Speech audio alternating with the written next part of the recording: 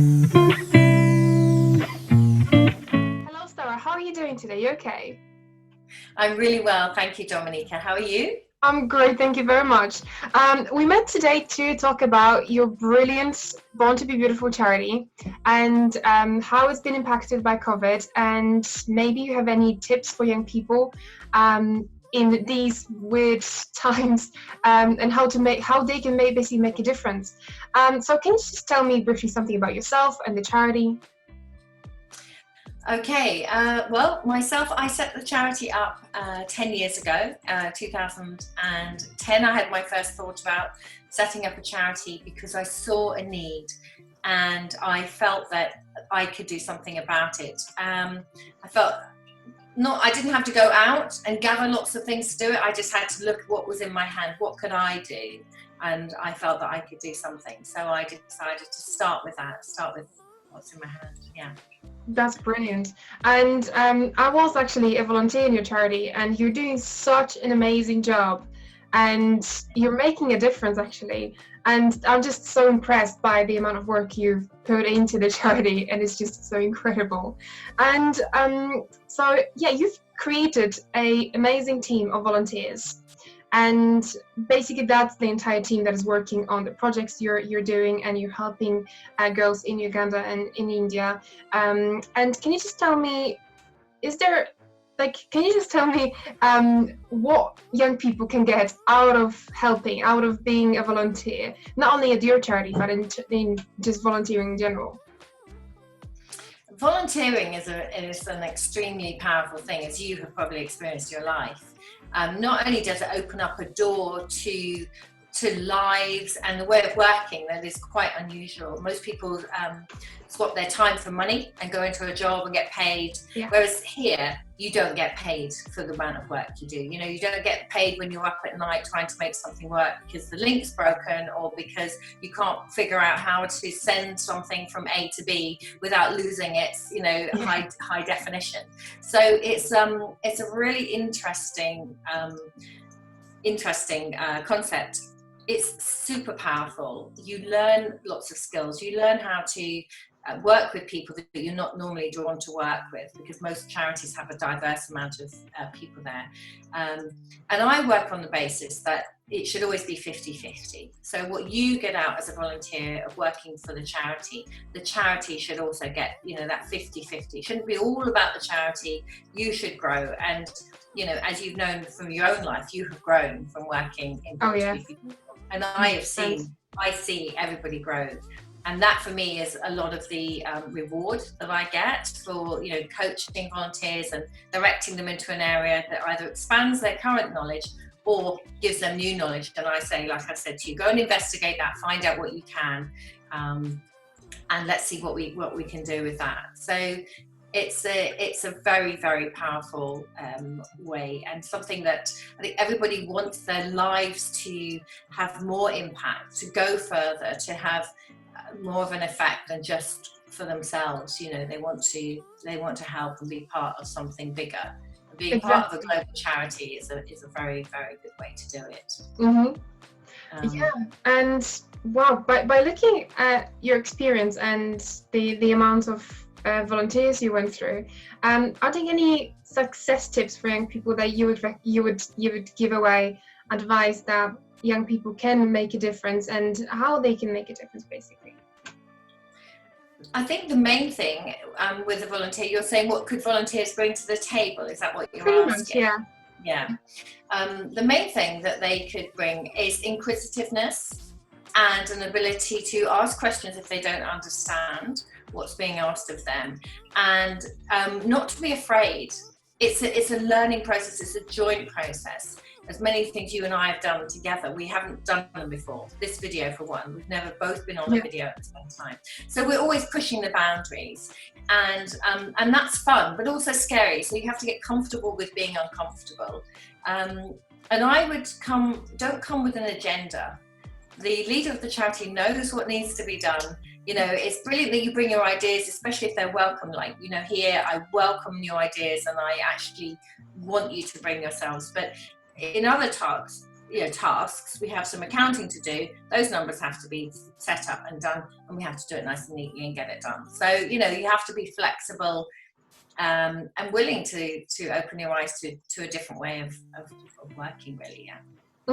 That's incredible. And being a part of the charity is very non-judgmental space, as it was in your charity, so everyone could share their ideas freely without being scared that someone is going to just shout at you and just scream at you.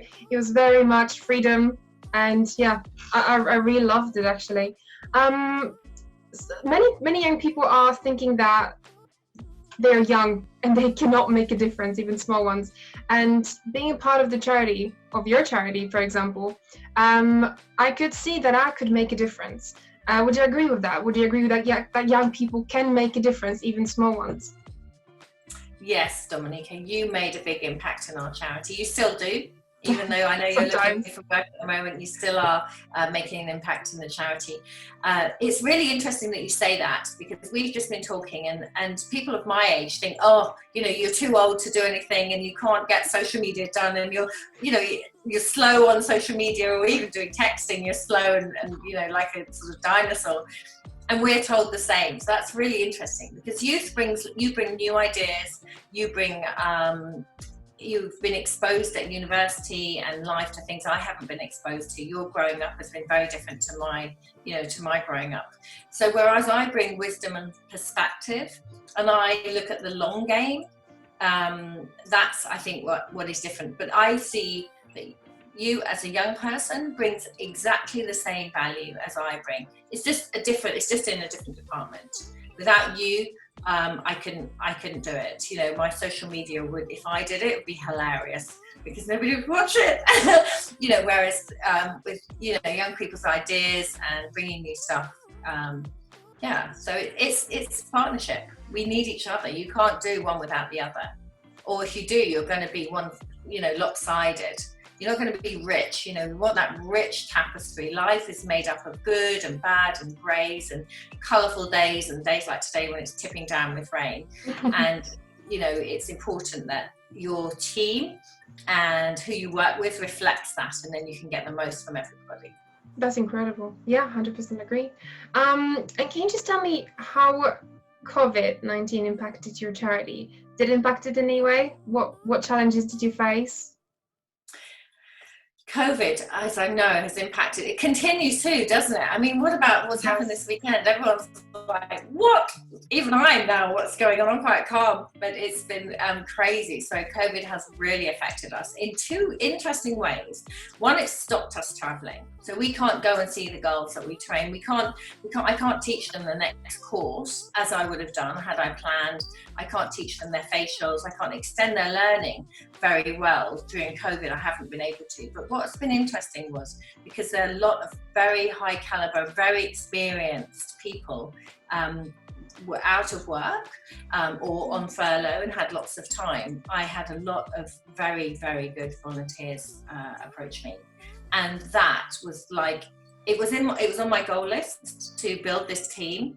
And before I knew it, March came and I'd just about built it already. So Amazing. It was phenomenal. Yeah, that was great. The caliber of CVs coming into my inbox was really excellent. And so we have a marvelous team now of really committed, very busy people, very successful people who can maybe just give 1 or 2 hours a month, but those 1 or 2 hours focused hours makes a big difference. So that's been good. The other side of it has been our girls in Uganda. So we teach them a skill. We give them a kit and a uniform so they can literally go and work. And when we go back, we expand their skills. And often, because everyone's so generous, I have donations to bring with me. So people would give me, last time, Alex Elbrow from Cambridge 105 enabled me to take another 150 nail polishes out to the girls, and I shared them out to the girls who'd already trained with us to boost their businesses, and they were like, oh my goodness. And when I went to see their businesses, one lady, you could see her pot of nail polish, she had scraped out that last bit. It was like it was empty. Wow. Really empty. And I I do it, but not many people empty out their nail polishes. And she'd emptied out her polishes. So when I gave her 25, big bag of 25 new polishes, I said, here's, you know, from the women in the UK. And we'd only taken them out of the drawer. They were just going to be for rubbish, or they hadn't used them, they'd used them once. She was just amazed. What it did for her, that small thing for us, had a massive impact in Uganda. So we haven't been able to do that. And our girls used up all their products, you know, and then they were locked down, and some of them got really hungry. And you know, what we did was we had a campaign, and we actually, which is something we don't normally do, we don't raise money for food, but we actually raised money so we could send to the girls for food. And through a partner charity friend of ours, we were able to send the money that we were donated. We literally just bought it in and put it out. There was no admin fees. Nothing got taken off. It was just literally a pathway to send the money so they could have food. And they needed sanitary products. They needed shoes. They bought themselves flip-flops because they didn't have shoes. So yeah, it was hard. It was not easy to sit here and hear the stories. They were great at the beginning. They were fine. Oh, I'm fine. You know, we're okay. Yeah. And then they got hungry, and you know, they were just eating one meal a day from the beans they'd grown in their gardens.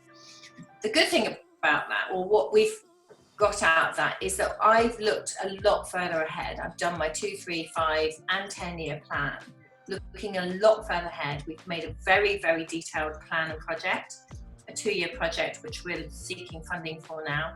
And we've looked further ahead to creating sustainable products, more sustainability in there.